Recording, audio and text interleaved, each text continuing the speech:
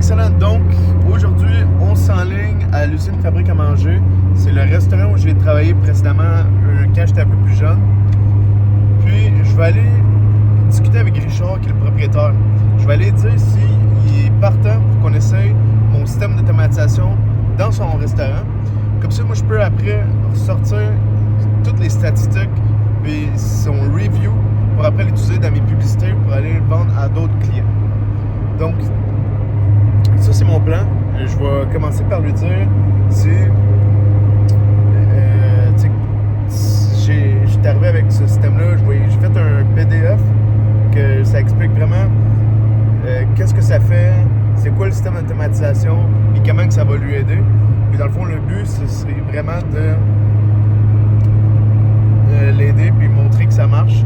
Puis donc, dès que ça marche puis que j'ai des résultats, je vais pouvoir prendre ça puis l'utiliser pour mes publicités. Donc, on s'en va là pour le moment. Je sais pas si je vais filmer cette rencontre-là, mais je vous tiens au courant de ce qu'on s'est dit. Donc, ciao! Excellent. Donc, je reviens de chez l'usine Fabrique à manger. Je suis allé rencontrer, comme j'avais dit, Richard, le propriétaire du restaurant. Puis, j'ai beaucoup d'informations à vous donner, qui est vraiment valorisante. Donc, tout a commencé que je suis arrivé, j'ai beaucoup appris sur l'industrie de la restauration actuelle. J'ai beaucoup appris des techniques de vente, des leçons que j'en ai ressorties de cette rencontre. Puis je vais tout vous expliquer ça pour que vous aussi vous sachiez ce qui s'est passé derrière les coulisses. Donc, au début, j'arrive dans le restaurant, je vais voir Richard, je vais le saluer, je le connais bien, j'ai travaillé dans le restaurant, fait que on est quand même des bons amis, je sais. Là, j'arrive, puis je commence tout de suite, je dis « Hey Richard, je viens aujourd'hui pour te parler d'un truc. J'ai mis en place un système d'automatisation qui pourrait te bénéficier. Donc, c'est un système d'automatisation qui va augmenter tes Google Reviews, il va fidéliser tes clients, puis qu'il va augmenter le nombre de réservations par mois dans ton restaurant. » Puis là, il était comme « Ok, c'est intéressant, donc, montre-moi ça. » Puis là, j'arrive, je sors mon ordi, j'ouvre mon ordi, puis là, j'y monte, écoute, tout le processus, écoute. Donc, au début, on va mettre des codes QR sur les tables. On va donner aux clients un petit cadeau comme un petit drink. Ils remplissent le formulaire. Puis comme ça, nous, on peut aller chercher toute cette data-là. Excusez-moi. Le numéro de téléphone, le nom, la date de fête, parce qu'on va y donner évidemment un cadeau à leur date de fête. Donc, on a commencé de même. J'ai expliqué vraiment tout le processus, comment ça marchait.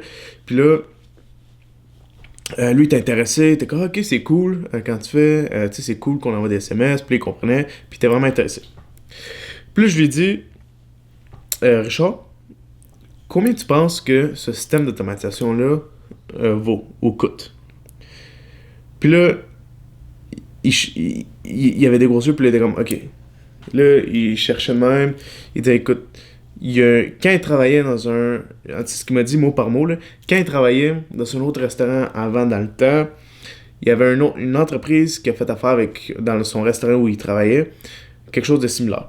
Que, dans le fond, ce qu'ils faisaient, c'est qu'ils envoyaient juste 4 emails par année, puis que cette entreprise-là a chargé seulement... Cette entreprise a chargé 2000$ pour ce système d'automatisation-là, puis il envoyait juste 4 emails. Est-ce que vous imaginez quoi? 2000$ juste pour 4 emails par année? En tout cas, moi, je comprends pas comment c'est arrivé, là. Donc, j'appellerais même pas ça un système d'automatisation, littéralement. Mais, en tout cas, bref. Ce que j'essaie de dire, c'est... Là, il me dit que c'est lui, le restaurant où il travaillait avant, il avait investi comme 2000$ pour ça. Puis là, lui il dit que ça devrait coûter environ comme ça, là, dans cette branche-là. Moi, je lui ai dit, Richard, moi j'avais en tête pour ce système d'automatisation-là 500$ par mois. Puis il était, hey boy, les gros yeux qu'il a fait. T'aurais dû voir sa réaction, là. C'était, écoute, tu comprends pas, là. Il dit, tu dis ça à un restaurateur, tu vas y faire peur ben raide, là. 500 par mois, il dit, c'est beaucoup trop pour un restaurant. Puis c'est là que j'ai appris. Vous savez, quand je vous avais parlé, je vous disais que j'avais une préoccupation parce que je pensais que la restauration, ça allait pas être beaucoup profitable et qu'elle allait pouvoir se permettre d'investir dans un système d'automatisation.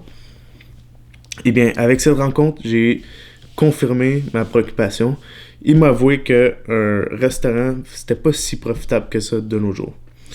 Donc, tu sais, avec l'inflation ou le prix, tu sais, des aliments qui montent puis qui varient tellement que, tu sais, lui, il peut pas tout le temps changer ses prix. Le salaire qui monte, tu sais, ses plats, il peut pas tout le temps augmenter ses prix. Donc, tu sais, il arrive quasiment à un but où est-ce que sa marge de profit n'est pas aussi élevée. Donc, il dit 500$ par mois, là, il dit, c'est bien trop cher pour un restaurant. Il dit, oublie ça, là. Tu vas faire peur à tous les restaurateurs. Puis là, je suis comme, OK. Puis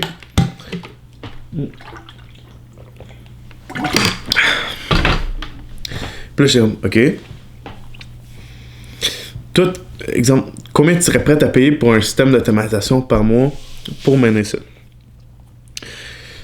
Il me dit, ben, tu sais, ça coûtait...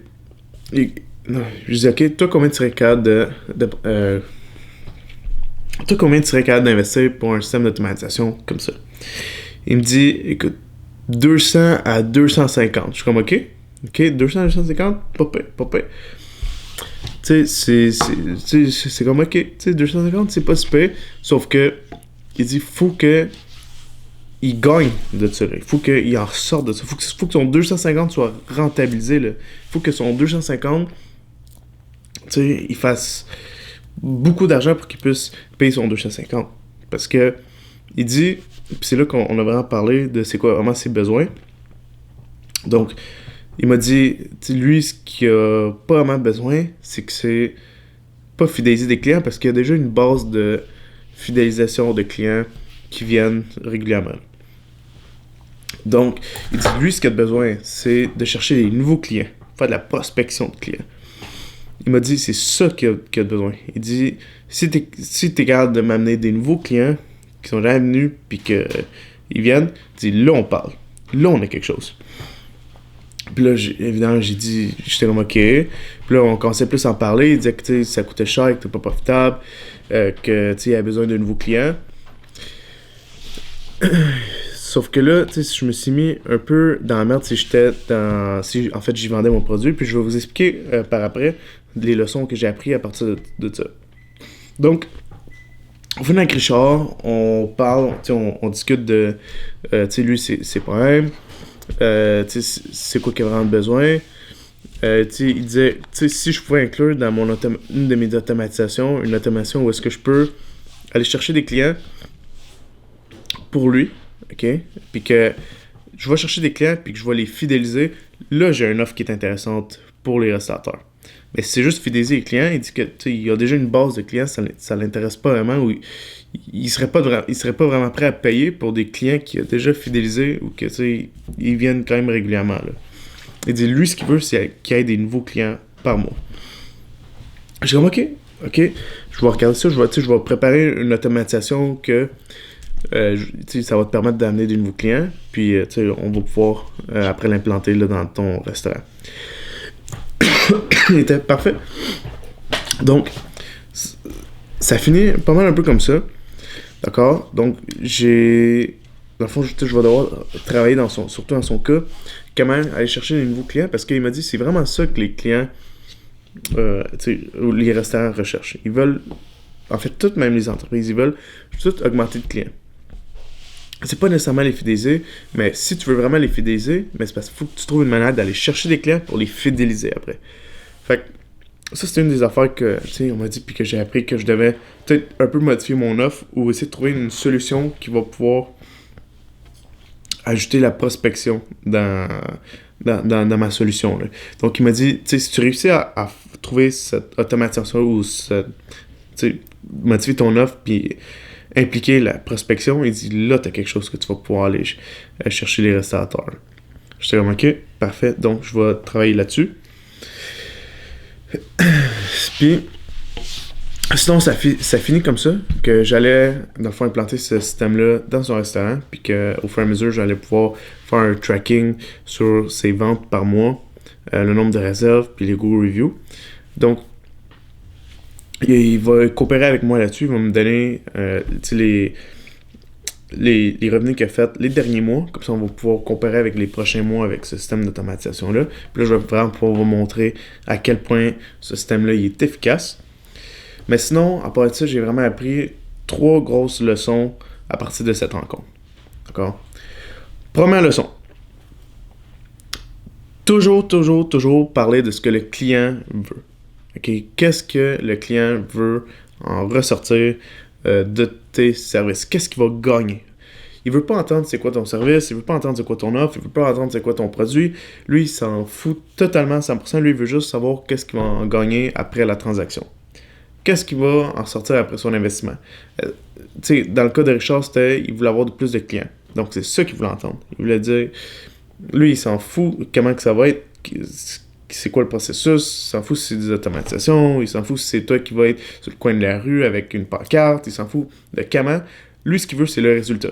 Puis il dit, tous tes clients, quand tu vas aller faire tes pitches de vente, il faut tout le temps parler c'est quoi qu'eux, ils vont gagner. Ils s'en foutent de tout le monde. Chaque entreprise, sont toutes, ils veulent savoir qu'est-ce qu'eux, ils vont gagner, qu'est-ce qui en ressort de ça, puis eux, comment ils sont gagnants, qu'est-ce qui en ressort de ça là. Donc, ça, c'est la première leçon que j'ai appris. Okay. Deuxième leçon que j'ai appris, okay, qui est reliée avec la troisième. La deuxième leçon, c'est tout le temps poser des questions. Okay? Il faut vraiment connaître ton prospect pour chercher le plus d'informations possible pour après mettre ton offre. Parce que tu peux pas vraiment mettre ton offre si tu sais pas si tu vas vraiment l'aider. Donc, c'est toujours important de, en fait, poser des questions puis poser les bonnes questions aussi. Comme, je te donne un exemple. Je dis, c'est quoi ton problème? Puis là, il va m'expliquer c'est quoi son problème. Puis là, je vais dire, c'est quoi tu veux vraiment? Genre? Est-ce que c'est augmenter de clients? Est-ce que c'est augmenter sa notoriété? Est-ce que ça peut être X raisons. Donc, le but, c'est vraiment d'aller chercher le plus d'informations possible pour savoir comment bien placer notre offre. En ayant toute cette information puis ce savoir, là, on va pouvoir dire, OK, ben parfait, ben écoute, j'ai ma solution, mon offre qui va vraiment t'amener plus de clients, c'est ça que tu veux. Donc, écoute, ben tu sais, je sais que tu as essayé ça n'a pas marché, mais une chance que j'ai mon offre qui va vraiment, c'est différent, qui va t'amener plus de clients ou, X raisons, peu importe c'est quoi son but. Puis ça m'amène aussi à la troisième leçon que j'ai appris. La troisième leçon que j'ai appris, c'est toujours mettre ton offre ou ta solution à la fin de la rencontre. Jamais vraiment au début. Tu devrais tout le temps commencer par les questions, puis vraiment juste t'intéresser à ton client. Demande-lui c'est quoi qu'il a fait, c'est quoi qu'il a essayé, c'est quoi ses buts, où est-ce qu'il veut s'en aller, où est-ce qu'il voit son entreprise, qu'est-ce qu'il veut gagner. Puis je t'explique pourquoi. Si au départ, tu dis tout le temps, tu commences avec ton offre. Tu sais, comme dans mon cas que j'ai fait justement avec Richard, tu sais, que je suis allé directement puis que je suis allé expliquer, je lui ai dit, écoute, j'ai ça pour ton entreprise que je pense que ça va pouvoir l'aider. Si, tu sais, comme les Go Review, fidéliser ses clients puis augmenter le nombre de réserves par mois, je pense que ça va l'aider. Puis lui, tu sais, il m'a dit, OK, ben tu sais, c'est intéressant, mais lui, ce qu'il a besoin, c'est d'augmenter ses clients. C'est pas de fidéliser ses clients, c'est pas d'avoir plus de Google Review, c'est avoir plus de clients, avoir des nouveaux clients. Donc là, il m'a mis un peu checkmate parce que j'ai dit mon offre au début. J'ai rien après pour aller me prendre, pour dire, OK, mais écoute, c'est ça ton problème, j'ai ma solution pour toi. Donc là, j'ai mis ma solution, mais c'est ça ton problème, OK, mais tu sais, si je reviens, OK, mais non, mais ma solution, c'est bon pour toi. C'est pas comme si c'était adapté pour lui vu que t'as déjà dévoilé tes cartes. Ce que j'ai appris de ça là, plus concrètement, c'est comme l'effet de un négatif puis le positif puis le met au milieu. Donc ce que je veux dire c'est si je te dis une phrase par exemple, oui ça coûte cher, mais tu vas en sortir gagnant, tu vas être rentable. Tu vas gagner des clients. Donc, tu vois, on voit que le mais, quand ça casse, dans le fond, le négatif, la deuxième partie met du leverage, qui le boost qui soit beaucoup meilleur. Fait que si je l'inverse, puis que je dis exemple, oui, tu vas gagner des clients, tu vas monter de Go Review, mais ça coûte cher. Donc, tu sais, là, on voit qu'il y a tellement plus de leverage sur l'aspect qui est négatif parce que tu le gardes pour la fin. Donc, quand tu sépares quelque chose avec le mais, tout le temps laisser le positif à la fin. Puis c'est la même chose quand tu es en négociation, c'est la même chose quand tu pitches ta solution ou ton offre. Ton offre, il faut que ce soit à la fin. Fait que, oui, ok, il te manque des clients. Oui, tu veux gagner de la notoriété. Oui, non, oui, tout ça, c'est pas, t'as la misère là-dedans, t'as la misère dans tes Google Reviews, t'as la misère là-dedans, mais avec cette solution-là, tu vas pouvoir avoir tes objectifs puis arriver où est-ce que tu veux arriver là, avec ton entreprise. Donc, ça, c'est la solution que j'ai appris, c'est vraiment garder ta solution à la fin, puis utiliser comme le mais, tu sais, comme casse le négatif, puis mets ta solution ou ce qui te pousse après pour donner plus de leverage. Donc, ça, c'est une solution que j'ai appris. C'est les 3 solutions que j'ai appris à partir de cette rencontre. Je pense que c'est quelque chose qui est vraiment valorisant à savoir. Puis, je vais l'utiliser pour mes prochaines rencontres avec mes prospects. Donc, ça a été vraiment enrichissant. J'ai fini avec Richard en lui disant que j'allais quand même implanter le système dans son restaurant. Même si j'ai quand même eu plein de doutes. Je regarde vraiment qu'est-ce que je vais faire vraiment avec le challenge. Est-ce que je vais changer de niche? Je vais y penser encore. Je vais être honnête, là, je vais vraiment analyser mes trucs. Parce que tant qu'à dépenser sur la publicité pour le système d'automatisation, est-ce que je suis mieux de dépenser pour une autre niche qui va être plus profitable ou X raison, ou que je vais avoir des meilleures conversions ou peu importe. Donc, je vais quand même planter le système d'automatisation pour Richard au restaurant l'usine Fabrique à manger. Puis, je vais vraiment tracker vraiment si ça marche, comment ça se passe. Puis, je vais vraiment pouvoir aussi vous montrer ensuite des résultats. Puis, sinon, je vais prendre une décision qu'est-ce que je vais faire de la niche. Puis, sinon, j'en ressors avec des leçons, ce que je vous ai dit de négociation ou de vente, que je pense qu'il va être vraiment valorisante là, pour mes prochaines rencontres. Donc, c'est pas mal tout pour la vidéo d'aujourd'hui. D'accord? J'espère que tu as vraiment aimé le contenu d'aujourd'hui dans cette vidéo. N'oublie pas de t'abonner, de suivre les vidéos. C'est des vidéos qui vont être valorisantes pour toi. J'espère que tu vois derrière les coulisses comment ça se passe. Puis que tu apprennes aussi dans tout ce qui est aspect entrepreneuriat. Donc, c'est pas mal tout. N'oublie pas de suivre ma chaîne. Puis on se voit à une prochaine vidéo. Ciao!